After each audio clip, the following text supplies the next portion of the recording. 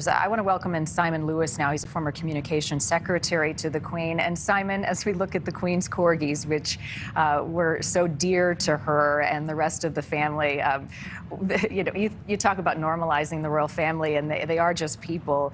They love their dogs, but they also had a love story. And the Queen and the late Prince Philip of Edinburgh had a love story that dated back so many years. 4 children among them, now 8 grandchildren. Talk about the Queen's relationship with her late husband and the toll that that must have taken on her in his passing a year ago. Her absolute rock, and she said that publicly, and it was evident in private as well. As you say, they had a very long marriage. He was a man of action. And he was prepared throughout his life to be one step behind his wife, but completely supportive. And that must have been for him a pretty challenging experience, particularly early in his career. But he always was there to support the Queen. I remember meetings of the royal family, which I joined.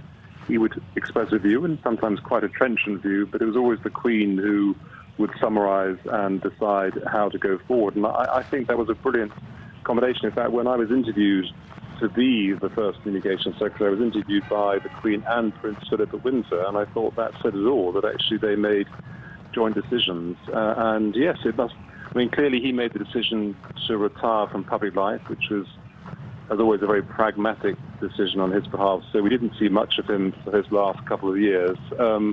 And yes, the Queen was on her own for the last bit of her long life. And it must have been difficult for her, but always that tremendous sense of duty that she portrayed and fulfilled. As we look at King Charles III and now Prince William and also Prince Harry, Princess Margaret, with the King and the rest of the royal family entering St. George's Chapel, the commitment ceremony will begin shortly, and that will be followed by a private service and a burial that will take place later today. The royal family will be present for that. This will not be open to the public, so the commitment service that you will be seeing over the next hour or so will be the final public portion of the Queen's funeral service today. Simon, do you have a favorite memory of the Queen and your time together, one that, as you reflect on today in her life, stands out? Well, there are so many. Certainly being interviewed by the Queen and Prince Philip at Windsor Castle was a pretty extraordinary moment in my life. And then there were some sort of private moments where the Queen particularly loved Balmoral, as did Prince Philip, and I was asked up to Balmoral shortly after I was appointed in 1998 to spend some time with them, which was very generous of them, and it meant that I got to know the family better. And on the first night, they went off to have one of their famous down in one of the cottages, a barbecue, and I was asked to drive one of the cars down, one of the Range Rovers down, which I was happy to do until the passenger door opened and I realized the Queen was stepping in, and I was to drive the Queen down to the cottage where we were eating, and that was a kind of moment where I had to grip the steering wheel, but we had a perfectly interesting and civilized discussion. But I think that was the thing about the Queen and Prince Philip, that, when they were off duty, they very much wanted their advisors to be part of their sort of wider family. They trusted you. I think that's a very important part of what the Queen did, trusting her advisors. And then another very happy memory, actually waiting to be interviewed by the Queen and Prince Philip, and waiting, and then seeing Nelson Mandela coming down the staircase at Windsor, having obviously had a very long meeting with the Queen. He just realized that this was a person who knew everybody, every single statesman, every single head of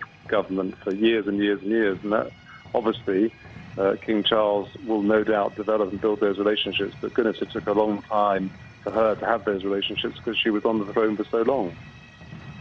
Right, and such a moment today to see King Charles tearing up during the playing of God Save the King. An emotional moment for everyone to see, because not only is he now the king, but he lost his mother, and he has some big shoes to fill in the years to come, a role that he has been preparing his life To our guests, thank you. I want to take a moment and just pause and listen to the ceremony as the Queen's coffin makes its way to the stairs of St. George's Chapel. Her coffin will then be taken inside Windsor Castle for the commitment ceremony.